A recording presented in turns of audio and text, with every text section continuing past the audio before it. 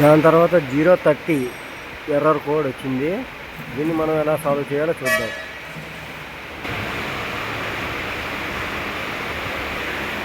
అయితే నేను మాన్యువల్లో చెక్ చేసింది ఏంటంటే కన్జ్యూమర్స్ మార్చమని చెప్తుంది. కన్జ్యూమర్ ఇలా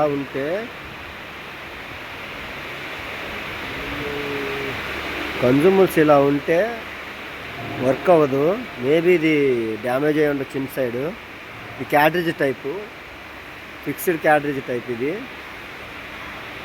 డ్యామేజ్ అయ్యి ఉండొచ్చు. చూద్దాం, ఇది మార్చిన తర్వాత ఏమైనా వర్క్ అవుతుందా లేదనే చూద్దాం.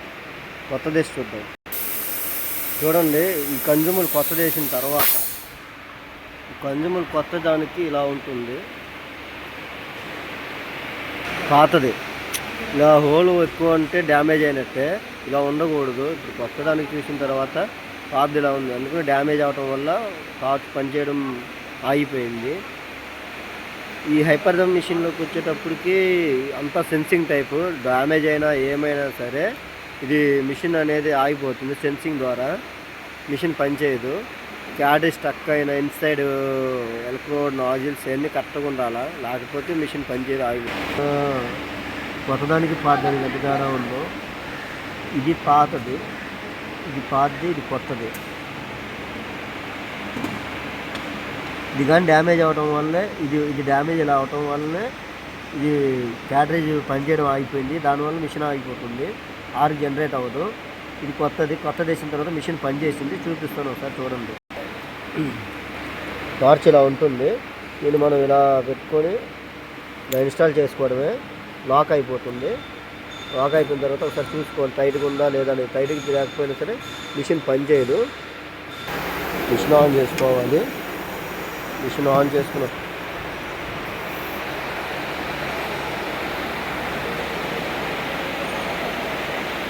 హైపర్దమ్ మిషన్ టోటల్గా ఇలా ఉంటుంది. లోపల ఇన్సైడ్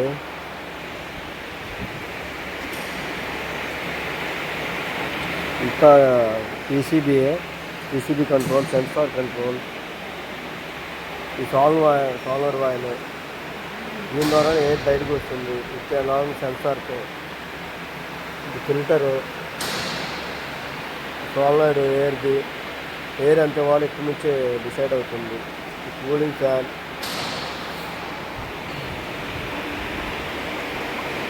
ఇదంతా పీసీబీ కంట్రోల్తో ఉంటుంది. ఐజీబీటీ ఇన్సైడ్ ఉంటుంది. టార్చ్, ఇది ఎర్త్, ఇది డిస్ప్లే.